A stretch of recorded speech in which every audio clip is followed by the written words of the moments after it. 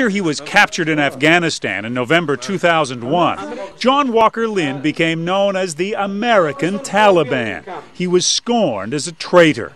Now, after more than 5 years of near silence, his parents, Marilyn Walker and Frank Lindh, have spoken exclusively to CBS News, remembering that in 2001, much of America detested their son.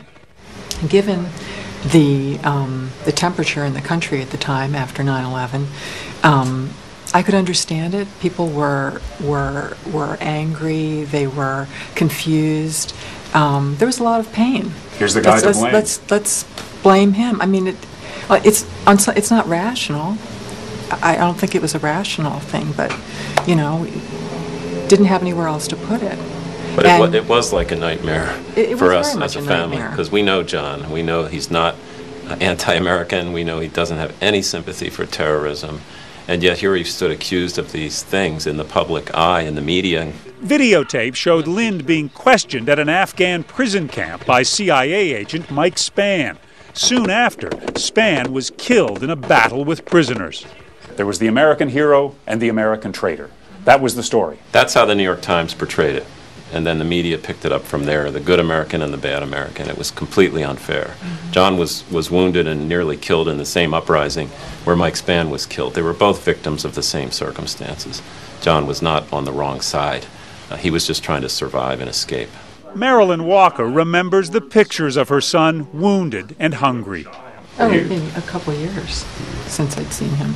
And then you saw these pictures of him on a stretcher. Yeah, it was painful. I mean, it was shocking. It was painful.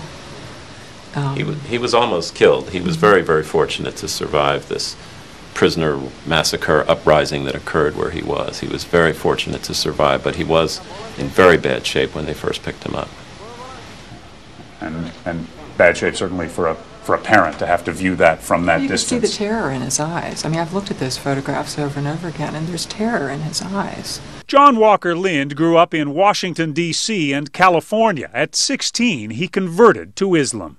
Well, I think that was the crime, was that somehow it was perceived that, yeah, how did this middle-class boy from California, Marin County,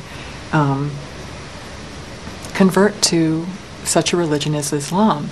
But at the time, I don't think most people understood Islam. But we always supported John's conversion. John was raised Catholic, and when he converted to Islam, we were very supportive of it because we respect Islam as a great religion. And so it was never an issue between John and his family that he had decided to convert to Islam. This happened when he was 16. And could have never imagined at that time that being Muslim would get you in trouble. Yeah. Even though Lindh never took part in terrorism or fought against America, there were calls for him to get the death penalty. Then the government offered a plea bargain, 20 years in prison, on charges of supporting the Taliban. Since then, however, others, like Australian David Hicks, charged with more serious crimes, have received much lighter sentences. We think the mood has changed in the country compared to the period when John was first apprehended in late December, or in December rather, of 2001 till today. There's been an enormous change, and I think Mr. Brosnahan has said this morning that the fact that David Hicks will be free and go home to his family in only about 9 months' time is an indication of how much things have changed. So now, Lindh and Walker are asking President Bush to commute their son's 20-year prison sentence. I believe that, that everyone has capacity for the compassion, and that will prevail. That's my hope. And I think if it really got to President Bush's desk, and that President Bush directly looked at this, or that First Lady Laura Bush looked at this, I think there is a very good chance they would see fit to grant John's commutation. They're parents; they understand what it's like to raise children, and I think if we could get to Mr. Bush directly, I think he would grant the petition. I do hold out that hope.